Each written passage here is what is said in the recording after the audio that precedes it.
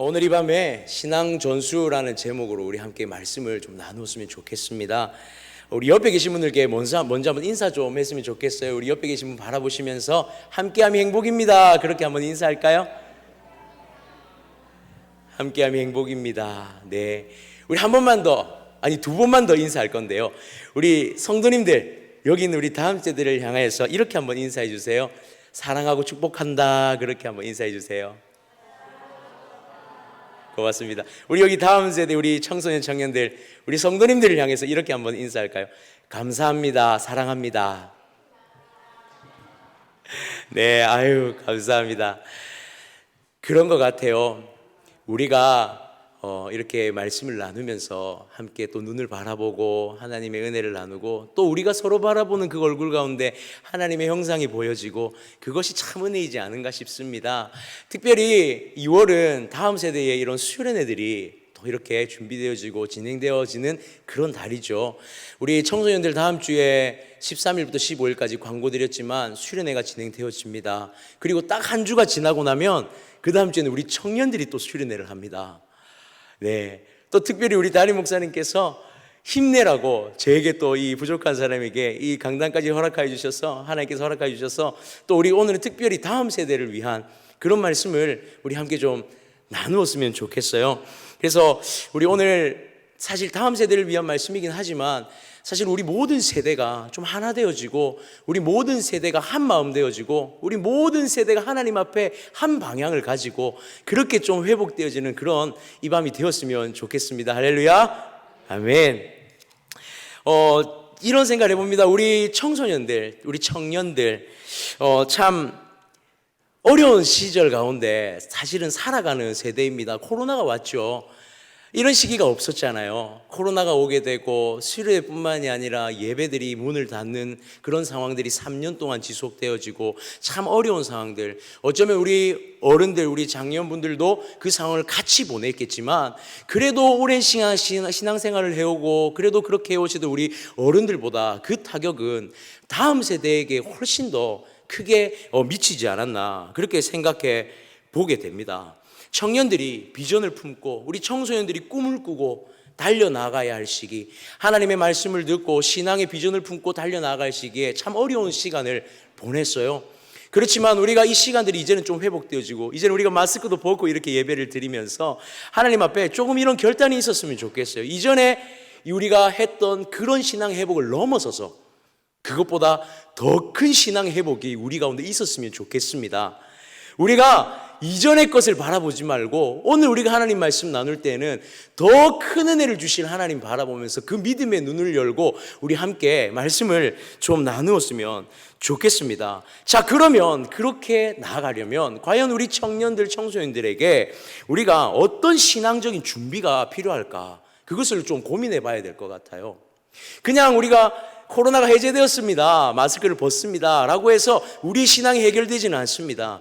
우리가 그 신앙의 회복을 위한 준비가 필요하고 그 신앙의 회복을 위한 시도가 되지 않으면 우리는 여전히 그 코로나 3년의 시간과 동일하게 머물러 있을 것이고 더 나아감이 아닌 오히려 퇴보되어지는 그런 모습을 우리 가운데 보게 되지 않을까, 그것이 염려되는 것이죠.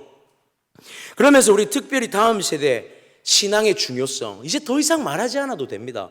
얼마나 중요한지 너무 잘 알잖아요. 예전에는 이렇게 통계를 내는 경우를 보았습니다.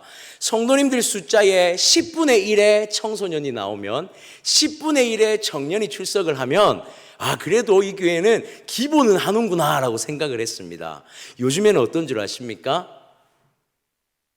10분의 1이 아니라 20분의 1 정도가 됩니다. 100명의 성도가 있다고 가정하면 5명의 청소년만 있어도 고개를 끄덕끄덕 합니다. 우리 청소년 청년들이 교회에서 정말 많이 사라지고 있는 시대입니다. 많은 청소년 청년들이 교회를 떠났고요. 지금 학교에 교실을 가면요, 예수를 믿는다고 말하는, 교회를 다닌다고 말하는 아이들이 15명에서 20명 중에 2명이 될까 말까 합니다. 이게 지금 우리의 현실이에요. 정말 현실입니다.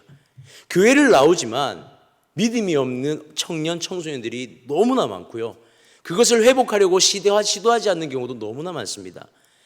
우리가 계속해서 겨울 수련회, 여름 수련회들을 진행해 왔어요. 그런데 코로나가 딱 끝나면서 어떤 경우들이 발생을 했냐면 부산 지역에 있는 캠프들이 사라지기 시작했습니다. 캠프들이 없어졌습니다. 정말 하나도 남지 않고 다 없어졌습니다. 청소년들 수련회가 교회 가운데서 사라졌습니다. 수련회가 아닌 1박 2일의 MT 정도로 우리가 친목도 뭐 하자 이 정도로 끝나버리는 그런 행사들이 오히려 진행되고 있다는 거죠.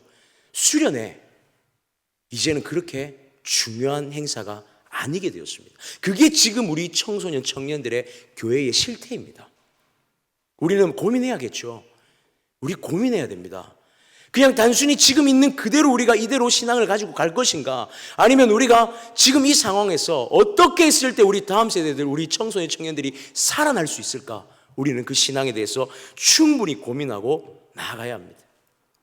얼마 전에 청년부 세미나, 우리 지금 청년부와 청소년부에서 청년 예배 세미나와 예배 학교를 하고 있습니다. 주일마다 제가 이런 질문을 했습니다. 한 번의 예배가 우리의 인생을 바꿀 수 있는가? 어떻게 생각하십니까? 한 번의 예배가 우리의 인생을 바꿀 수 있다고 생각하십니까? 저는 바꿀 수 있다고 생각합니다. 한 번의 예배 가운데 하나님의 은혜가 있으면 우리의 인생은 바뀔 수 있습니다. 믿으십니까? 여러분이 믿으셔야 돼요. 청년들, 청소년들에게 교회 나와라, 예배드려라 말하지만 한 번의 예배를 통해서 이 청년, 청소년들이 회복될 수 있다는 그 믿음과 기대가 없다면 우리의 말은 가식이지 않겠습니까? 모순이지 않겠습니까? 한 번의 예배는 한 영혼을 살릴 수 있습니다. 그런데 한 영혼이 살아나고 나서 그 영혼이 또한 삶에서 살아가는 그 영역 또한 우리가 함께 생각해야 된다는 거예요. 한 영혼이 회심하고 나면 그 회심한 심령이 어떻게 살아갈 것인가에 대해서도 우리는 같이 고민을 해야 된다는 것입니다. 우리 성도님들, 오늘 이 밤에 우리 다음 세대 청년 청소년들 가운데 회심의 역사가 일어나고 하나님 앞에 온전히 설 것을 기대했으면 좋겠습니다. 할렐루야. 우리 아멘으로 크게 한 번만 하답시다. 할렐루야. 여기 있는 우리 청년 청소년들 살아나야 됩니다. 이 자리에 없지만 지금 이 땅에 이 땅에서 배회하고 있는 우리 청소년 청년들 살아나야 됩니다. 그렇지 않으면 한국교회에 소망이 없습니다. 이들이 신앙의 유산을 물려받고 이들이 다시 한번 이 하나님의 예배 자리를 채워나가고 믿음의 일꾼들로 세워지는 것, 그것이 교회의 소망인 줄 믿습니다. 자, 그러면 우리가 다음 세대를 가지고 있는 오해가 있어요. 그게 뭘까요? 오늘 우리가 보니까 우리에게 약간 작은 오해가 있는데 그것이 무엇이냐면 우리 자녀들이 살아가는 땅이 기존에 우리가 살던 땅과는 다른 땅이라는 거예요. 우리 자녀들이 살아가는 땅은 새로운 세상이다라는 인식을 우리가 가지고 있어야 합니다. 우리가 자녀들이 살아가는 땅은 새로운 세상이다. 오늘 말씀 1절에 보니까 6장 1절에 이렇게 기록합니다. 이는 곧 너희 하나님 여호와께서 너희에게 가르치라고 명령하신 명령과 규례와 법도라. 그런데 여기서 너희가 건너가서 차지할 땅에서 행할 것이니 그렇게 말씀하고 있습니다. 지금 이 신명기에 모세는 2세대들을 모아놓고 설교를 하고 있는 중이죠. 무엇을 향해서 합니까? 새로운 지도자 여호수아를 통해서 저 가나안 땅으로 들어가야 하는데 지금 이 2세대가 가야 할 땅은 기존에 40년간 돌았던 광야가 아니라 정착해야 할 땅이라는 거예요. 이제껏 1세대가 살아온 땅에서 2세대가 살아가는 것이 아닌 어디 요단강을 건너 가나안 땅으로 들어가 정착해야 할 땅이더라는 거예요. 1세대가 생각하는 것과 2세대가 살아갈 땅은 다른 공간입니다. 성도님들 어떻습니까? 여러분, 우리는 이런 질문들 많이 합니다. 나 때는 말이야 이랬어. 나 때는 저랬어. 우리 때는 말이야 이렇게 신앙생활했어. 아니요. 시대가 다릅니다. 세상이 다릅니다. 문화가 얼마나 빠른 속도로 바뀌어가는 줄 아십니까? 우리 성도님 한 분과 우리 청소년 한 명이 이렇게 딱 마주보고 앉아서 대화를 시작합니다. 제가 장담하건대 80% 이상 못 알아듣습니다. 청소년이 배려를 해서 표준어를 사용하지 않는 이상 이들의 언어들을 못 알아듣습니다. 모든 언어는 줄여서 말하고요.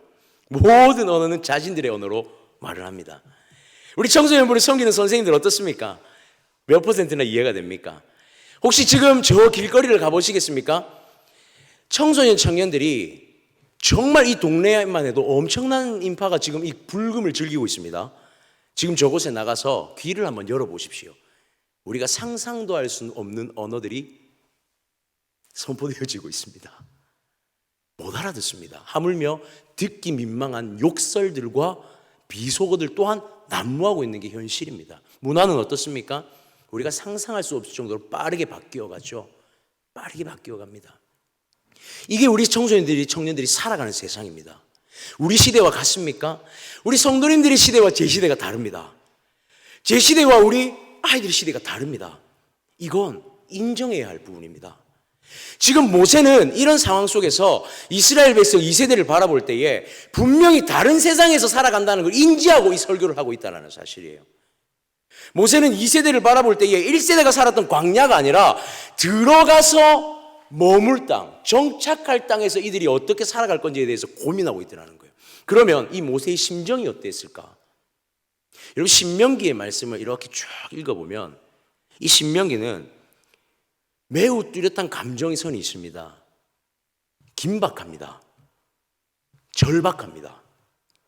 잔잔히 설교하는 듯이 보이지만 이 모세의 선포는 이 2세대들을 향한 긴박함과 절박함을 가지고 설교하고 있더라는 거예요. 1세대가 광야를 돌았습니다. 1세대가 광야를 돌면서 출애굽을 하면서 홍해의 사건을 보았습니다. 하나님의 놀라운 기적이죠. 또 무엇을 보았습니까? 돌에서 물이 나오는 하나님의 역사를 보았고 쓴물이 단물로 바뀌는 역사를 보았습니다. 수많은 하나님의 역사, 만나와 메추리가 자신들의 배를 불리고 살아가는 모든 그 환경을 하나님께서 은혜로 베푸신 걸 보았습니다. 그런데 1세대는 어땠습니까? 그럼에도 불구하고 하나님 앞에 무너졌죠. 금송아지를 만들고 모세에게 반기를 들고 하나님께 반기를 들면서 하나님의 놀라운 기적을 봤음에도 불구하고 1세대는 무너졌습니다. 지금 모세의 심정이 어떻겠습니까? 하나님의 1세대 하나님을 경험한 1세대가 이렇게 무너지는데 하나님을 제대로 경험하지 못한 세대가 가나안 땅에 들어가서 그 우상의 땅에서 과연 어떻게 이들이 버티고 살아갈까 걱정되고 고민되지 않았겠습니까? 모세의 설교를 한번 상상해 보십시오. 모세의 설교를 한번 상상해 보십시오.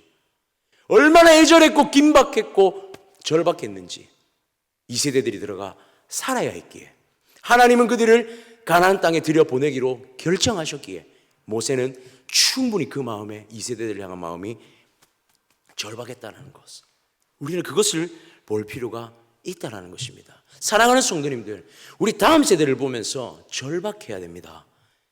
긴장해야 됩니다. 적당히 사역하고 적당히 말씀 전하고 적당히 해서는 절대로 살아날 수가 없습니다. 이들이 살아가는 세상은 우리가 살았던 세상보다 훨씬 더 죄악이 만연해 있는 세상입니다. 어떻게 하시겠습니까? 어떻게 하시겠습니까?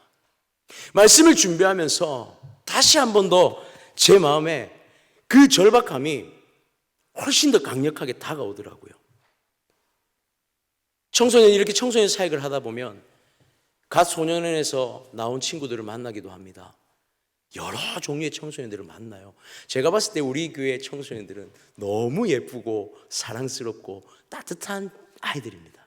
우리 청년들 너무 따뜻하고 너무 정말 아름답게 잘 자라온 청년들인 것 같습니다. 그런데 나가보면 청소년들의 흡연율이 어떤 줄 아십니까?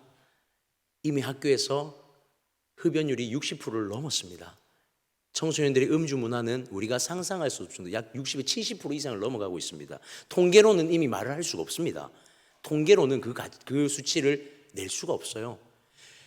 나가보니 교복을 입고 담배를 피면서 다닙니다. 아무렇지 않게 그렇게 배회하면서 다닙니다. 청소년들이. 예전에는 이런 친구들을 보고 우리는 이렇게 말했습니다. 위기 청소년들, 좀 노는 아이들. 그럴까요? 이제는 그렇지 않습니다. 공부 잘하는 아이들도 똑같이 행동합니다. 다를 바가 없더라는 거예요. 그게 지금 우리 청소년들의 문화고 죄에 물들어져 있는 이때, 지금 우리는 그들을 바라보면서 얼마나 절박합니까? 우리는 그들을 바라보면서 얼마나 긴박하게 그들을 향해 나아가고 그들을 위해 기도하고 있습니까? 그런데 성경은요, 우리에게 절망을 말씀하지 않습니다. 성경은 반드시 우리에게 소망을 말씀합니다. 2절의 말씀 한번 볼까요? 우리가 이 세상을 어떻게 살아야 될지에 대해서 분명하게 언급합니다. 우리 다 같이 한번 2절 말씀 읽겠습니다. 시작. 곧 너와 내 아들과 내 손자들이 평생에 내 하나님 여호와를 경외하며 내가 너희에게 명한 그 모든 규례와 명령을 지키게 하기 위한 것이며 또 내 나를 장구하게 하기 위한 것이라. 아멘. 너와 내 아들과 내 손자들이 하나님을 경외하고 그 모든 명령과 규례를 지킨다면 그 나를 장구하게 하겠다 말씀하세요. 근데 우리가 여기서 중요하게 봐야 되는 단어가 무엇이냐면 바로 평생입니다. 평생입니다. 우리 다음 세대들이 지금 물려받고 이 다음 세대들이 가져야 할 신앙은 오늘 가져야 될 신앙이 아니라 오늘 살아낼 신앙이 아니라 평생 살아야 될 신앙이에요. 우리 청소년들이 졸업을 하고 나면 청년회 때에 교회를 가지 않고 떠나는 경우가 너무 많아요. 신앙을 저버리는 경우가 너무 많습니다. 이 아이들이 가져가야 할, 우리 다음 세대들이 가져가야 할 신앙은 평생 가져가야 할 신앙인데 하나님을 경외하고 하나님의 율례와 하나님의 규례와 법도를 지켜서 살아가야 할 그것이 오늘만 행할 것이 아니라 일평생 살아가야 할 그 신앙인데 그렇다면 이 신앙 가운데 우리는 이들과 함께 어떤 도전을 해야 될 것인가? 자, 이들은 가나안 땅에 우리 이 세대들, 이 신명기의 말씀에 지금 이 말씀을 듣고 있는 이 2세대들, 새로운 세상을 살아가야 할, 평생을 그 가나안 땅에서 살아가야 할 그들, 지금 이 땅에서 평생 주님의 자녀로 살아갈 우리 다음 세대들, 똑같은 상황인 것이죠. 하나님의 말씀을 지키고 하나님의 규례를 지키고 하나님을 경외하고 살아가는 것, 그것이 우리가 마땅히 행해야 할 것인데 평생 그렇게 살아가야 할 것이 우리의 기대이고 소망인데 지금 우리 자녀들이 그렇게 살아갈 수 있을 거라고 확신하느냐는 거예요. 지금 우리 자녀들이 이대로 살아갈 수 있느냐 확신하냐는 거예요. 저는 오늘 말씀 보면서 두렵습니다. 청소년 사역을 10년을 넘게 했지만 지금도 두렵습니다. 청소년 사역을 10년 넘게 청년들이 10년째 만나고 있지만 10년이 넘도록 만나지만 지금도 많이 두렵습니다. 교회를 오면 우리 아이들이 놀고 있어요. 그들을 보면서 한편으로 마음이 너무 기쁘고 행복합니다. 너무 귀하다. 그런데 그 한편을 보면서 하나님 떠나가지 않게 도와주십시오. 하나님 떠나가지 않게 도와주십시오. 청년들이 교회를 오면 어떤 시선으로 바라보십니까? 사랑스럽지 않습니까? 너무 예쁘지 않습니까? 근데 우리 한편으로 이런 기도해야 됩니다. 하나님 평생 저렇게 주님의 집에 머물게 해주십시오. 이들이 평생 주님의 전에 머물게 해주십시오. 평생 하나님의 율례와 규례와 법도를 지키며 살아가게 도와주십시오. 우리가 그 꿈을 함께 꾸지 않으면 안 되는 것이죠. 신명기는 명확하게 이렇게 표현해요. 신명기는 복과 저주에 대해서 명확하게 구분을 짓습니다. 하나님 앞에서 듣고 행하는 자, 3절을 보니까 듣고 행하는 자는 어떻게 되죠? 복을 받는다 말씀하세요. 하나님은 명확하신 분이십니다. 하나님의 말씀을 듣고 행하는 자 무조건 복을 받는다 말씀하고 있습니다. 그렇다면 결국에 이들이 평생에 하나님의 전에서 하나님의 자녀로 살아갈 수 있는 방법은 결국에는 무엇입니까? 말씀이라는 거예요. 말씀이라는 거예요. 수련회를 준비하면서 우리 선생님들 공감하실 겁니다. 수도 없이 전화를 했습니다. 수련회 가니? 수련회 갈 수 있어? 수련회 갔으면 좋겠어. 2주째 안 간다고 하는 그 아이를 붙잡고 수련회 한 번만 가자. 인원수 채우려고 가는 게 아닙니다. 제발 한 번만 가서 주님 만났으면 좋겠다. 제발 한 번만 가서. 오늘 새벽에 새벽 기도를 끝내고 뭔가를 준비하려고 요 앞에 입구에 잠깐 내려갔는데 요 길 건너에 새벽에 나와서 기도했던 우리 청소년부 아이 하나가 지나가더라고요. 수련회를 못 간다고 했어요. 쫓아갔습니다. 어깨동무를 하고 아침에 인사를 나누면서 어디 가니? 도로를 따라서 쭉 걸어가다가 한마디를 꺼냈습니다. 수련회 가자. 말을 하면서 제 머릿속에 어떤 생각이 들었는 줄 아십니까? 와, 이 강도사 징그럽다. 이렇게 생각하지 않을까? 야, 이 강도사 진짜 너무한 거 아니냐? 이렇게 생각하지 않을까? 제 마음에 근심도 있었어요. 안 그렇겠습니까? 제가 이 말을 던지면서 어떤 생각이었냐면, 야, 이렇게까지 나 다음 주 교회 안 가? 이럴까 봐. 제가 정말 노심초사하면서 그 아이를 향해 뛰어가면서 기도하면서 뛰어갔어요. 하나님, 내가 이 말하는데 실족하지 않게 도와주십시오. 그렇게 뛰어갔습니다. 그리고 말을 전했어요. 그런데 확답은 오지 않았는데 오늘 밤에 엄마랑 다시 한번 얘기를 해볼게요. 그러더라고요.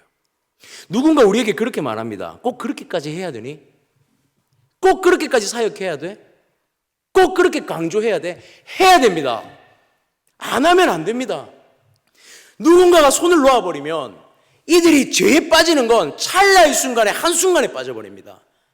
우리가 손을 놓아버리면 언제 빠질지 모르는 존재들이에요. 꼭 그렇게까지 사역해야 되니? 해야 됩니다. 왜입니까? 평생 하나님의 자녀로 살아야 하기 때문에.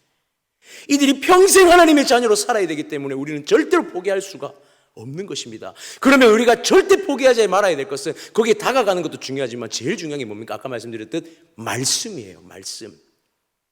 오늘 성경은 우리에게 이 말씀에 대해서 좀 더 구체적으로 언급하고 있는 것을 보게 됩니다. 우리 6절 말씀 한번 볼까요? 우리 6절 말씀 다 같이 한번 우리 한 목소리로 한번 읽겠습니다. 시작. 오늘 내가 내게 명하는 이 말씀을 너는 마음에 새기고. 자, 우리가 다음 세대에게 말씀을 전해야 되는데 이 말씀이 사실상 먼저는 누구에게 적용되어져야 하냐면 우리에게 말씀이 새겨져야 된다는 사실이에요. 모세가 설교를 하면서 이렇게 말합니다. 이 세대들을 말할 때 다음 세대를 향한 설교를 하지만 말씀을 전하지만 그 전에 누구를 언급하냐면 지금 이 말씀을 듣고 있는 우리 세대를 향해서 말씀하고 있어요. 다음 세대를 정말로 살리고 싶다면 누가 말씀에 채워져야 하냐면 우리가 말씀에 채워져야 됩니다.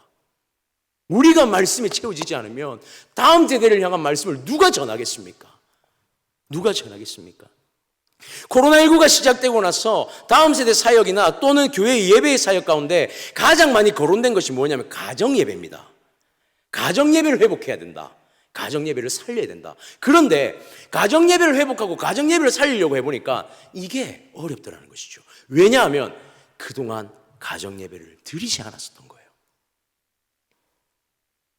우리 다음 세대들의 부모님들의 착각이 하나 있습니다. 그게 무엇이냐면 신앙은 교회에서, 학교는 가정에서, 공부는 가정에서, 신앙은 교회에서, 교회에 아이들의 신앙을 전부 다 일임해버렸다는 거예요.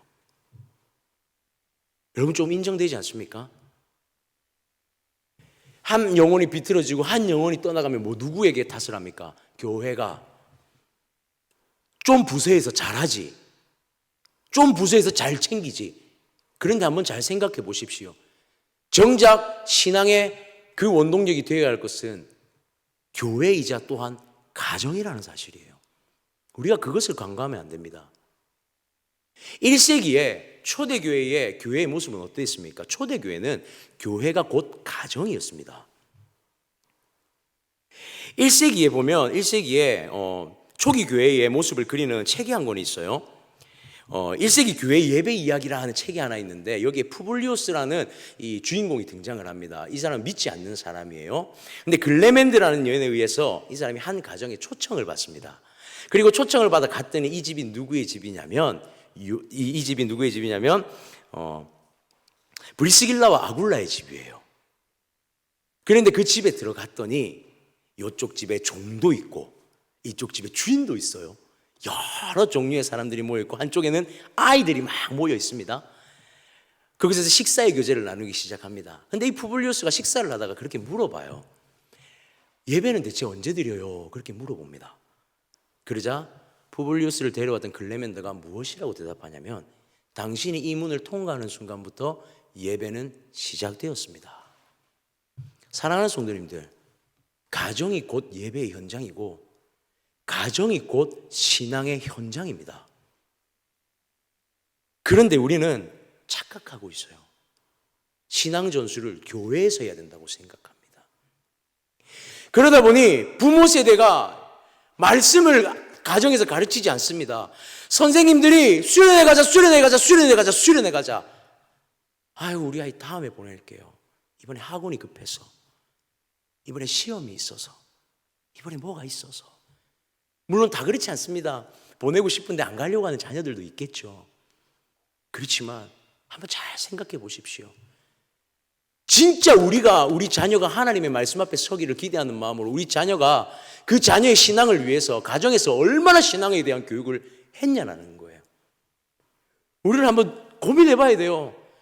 우리 가정에서 내 자녀를 위해서 신앙을 선택했는지, 부모로서, 아니면 이 아이의 직업을 선택했는지 한번 잘 고민해 보셔야 합니다. 그래서 성경은 우리에게 이렇게 말하죠. 이 말씀을 다음 세대에게 새기려고 하지 말고 누구부터 새겨야 되냐면 나부터 새기라고 말씀하고 있는 거예요. 내가 하나님의 말씀에 서지 않으면 내 자녀를 신앙으로 절대로 키울 수가 없다는 것입니다. 내 자녀를 신앙으로 온전히 인도할 수가 없다는 거죠. 내가 신앙 앞에 서 있어야 되고, 내가 하나님의 말씀을 최우선으로 여겨야 하고, 내가 하나님을 경외함을 최우선으로 여기고, 하나님의 것이 아니면 그 어떤 것도 내가 포기해도 괜찮습니다라는 그 마음이 우리 안에 있다면 정말 자녀를 신앙 가운데 인도하지 않겠습니까? 신명기의 모세는 2세대들을 향한 그 말씀 가운데 부모 세대에게 먼저 이 말씀을 내 가슴에 새기라, 이 말씀을 너에게 새기라 말씀하고 있습니다. 사랑하는 성도님들, 우리 마음에 하나님의 사랑이 먼저 회복되어지기를 원합니다. 다음 세대를 진짜로 살리고 싶으십니까? 우리 마음에 하나님의 말씀을 회복하기를 원합니다. 신앙생활 잘해 이게 아니라 하나님 내가 먼저 서기를 원합니다. 하나님 내가 먼저 회복되기를 원합니다. 내가 먼저 말씀 앞에 서기를 원하고 내 안에 그 말씀으로 인한 사랑이 충만하기를 원합니다. 할렐루야. 그 결단이 우리 가운데 먼저 세워지기를 간절히 소망합니다. 그리고 또 한 가지를 모세는 언급합니다. 이제는 자녀의 세대에게 말씀하고 있죠. 자녀의 세대에게 말합니다. 자, 자녀의 말씀으로, 자녀들이 말씀으로 믿음이 회복되게 해야 된다는 거예요. 내 안에 말씀이 들어오면 이 말씀으로 자녀들이 이제는 말씀으로 믿음이 회복될 수 있도록 시도해야 된다는 것입니다. 그런데 이 시도가 어떤 시도냐? 우리가 그것을 봤으면 좋겠는데, 신명기 6장 7절에서 9절까지 말씀입니다. 우리 세 절의 말씀이지만 우리 한 목소리로 함께 한번 읽었으면 좋겠습니다. 7절에서 9절까지 시작. 내 자녀에게 부지런히 가르치며 집에 앉았을 때에든지 길을 갈 때에든지 누워 있을 때에든지 일어날 때에든지 이 말씀을 강론할 것이며, 너는 또 그것을 내 손목에 매어 기호를 삼으며 내 미간에 붙여 표로 삼고 또 내 집 문설주와 바깥문에 기록할지니라. 아멘. 믿음은 무엇으로 납니까? 믿음은 들음에서 나죠. 로마서 10장 17절에는 사도 바울은 그러므로 믿음은 들음에서 나며 들음은 그리스도의 말씀으로 말미암느니라, 그렇게 말씀을 합니다. 자, 그렇다면 들음으로 나는 믿음이 과연 뭘까요? 그냥 이렇게 설교하는 거 한번 들으면 믿음이 생길까요? 사도 바울이 언급했던 이 들음에서 믿음이 난다는 것은 이 유대인들의 그러한 교육법 안에서 일컬어진 말입니다. 유대인들의 이런 독특한 교육법이 있는데, 신약시대, 성서시대의 신약시대에 이 첫 번째 성경이 두루마리가 굉장히 귀했습니다. 두루마리는 굉장히 비쌌고 아무나 가질 수가 없었어요.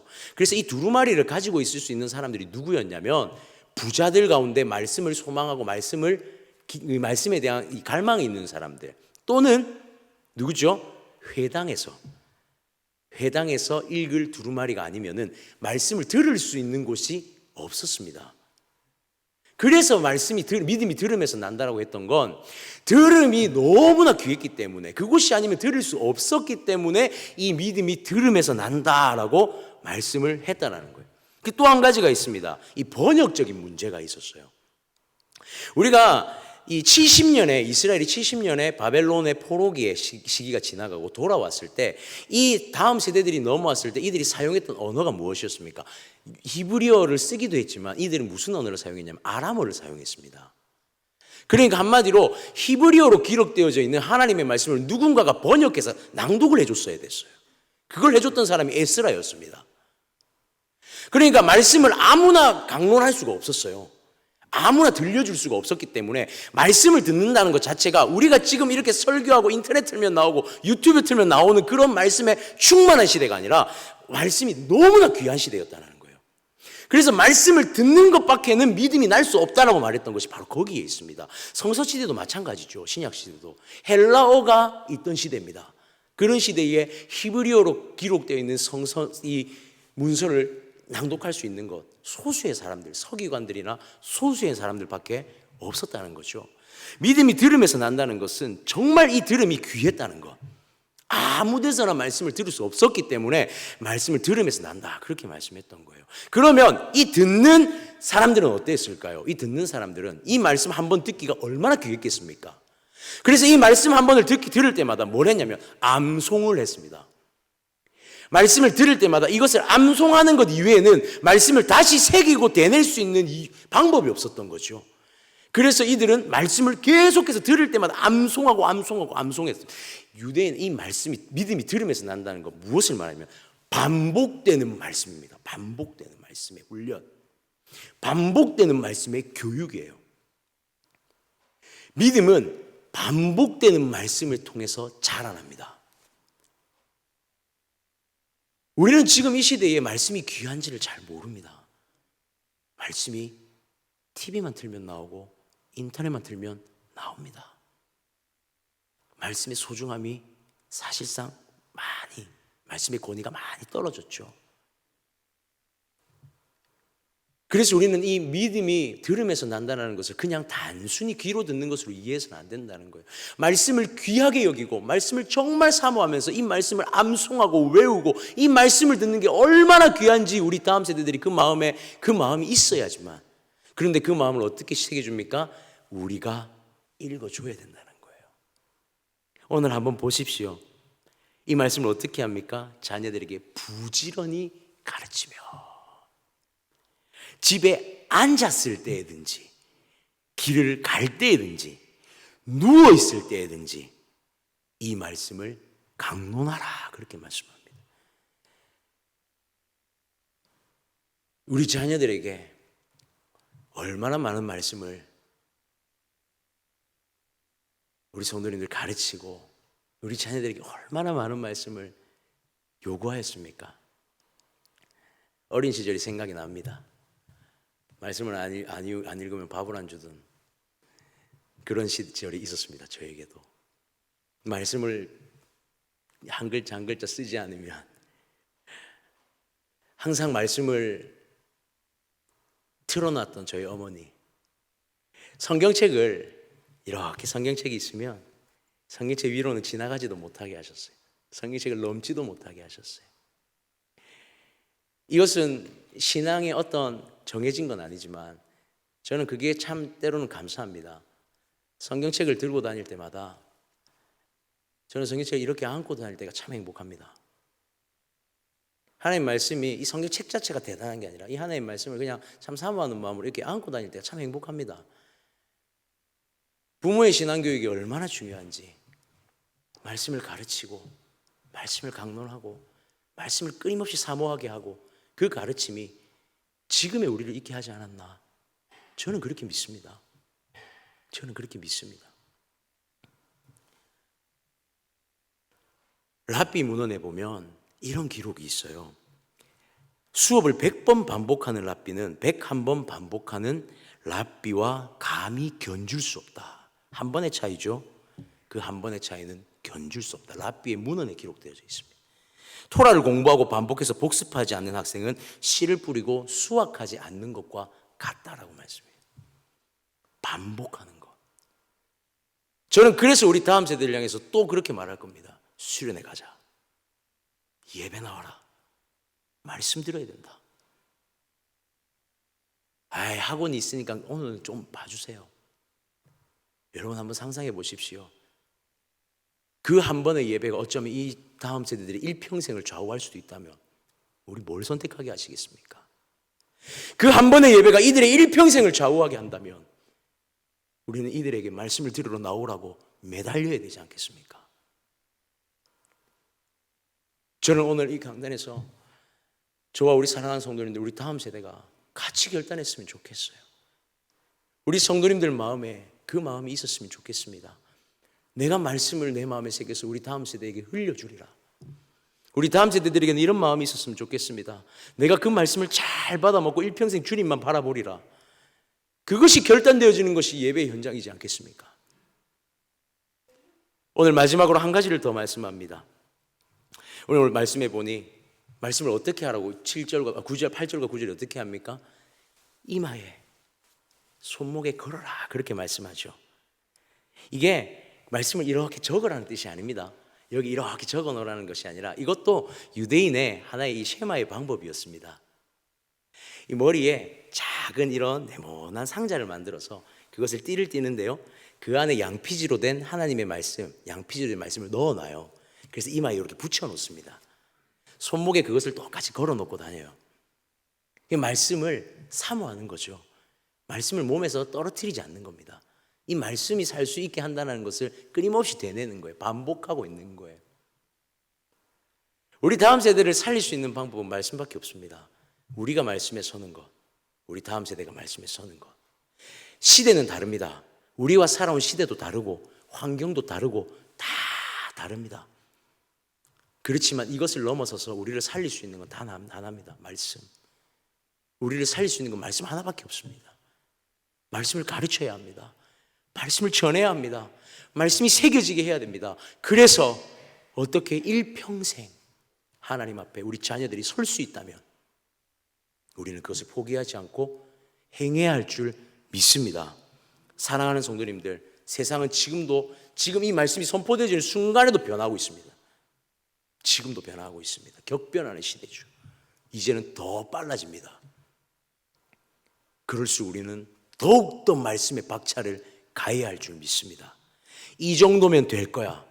이 정도만 하면 되겠지. 우리 마음에 경각심을 가졌으면 좋겠습니다. 하나님 말씀에 대한 경각심을 가지고 우리 다음 세대를 살려야 한다는 경각심을 가졌으면 좋겠습니다. 마지막 이 간증 하나 남기고 말씀을 마무리하겠습니다. 오늘 아침에 우리 중학교 1학년 졸업식이 있었습니다. 3개의 학교를 아침부터 간식을 싸지머지고 선물을 싸지머지고 달려갔다 왔습니다. 같은 시간대에 졸업식을 하는데 3개의 학교를 갔다 왔습니다.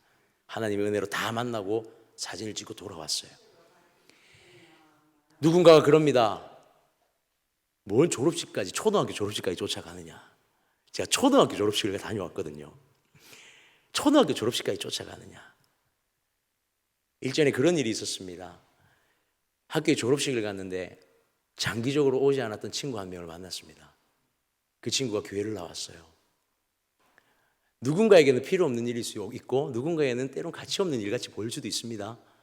그러나 하나님 앞에 한 영혼을 포기하지 않는 그 마음만 있으면 우리는 또 새로운 한 영혼을 우리가 거둘 수 있을 줄 믿습니다. 기대하고 소망하십니까? 오늘 이 밤에 특별히 우리 다음 세대를 위한 말씀으로 함께 나아갈 때에 우리 다음 세대들 하나님 살려주십시오. 회복시켜 주십시오. 오늘 이 밤에 우리가 눈물 흘려 기도하고 한 영혼이 오늘 살아나기를 원합니다. 오늘 그러한 기대가 우리 가운데 가득하기를 주님의 이름으로 축복합니다. 우리 시간 함께 찬양했으면 좋겠습니다. 우리 오늘 눈물로 하늘에 씨앗을 심는다. 우리 이 찬양 좀 드렸으면 좋겠어요. 찬양하실 때에 저기 있는 우리 다음 세대를 한 번씩 좀 봐주세요. 저들을 위해 눈물 흘리기를 원합니다. 하늘에 씨앗을 심기를 원합니다.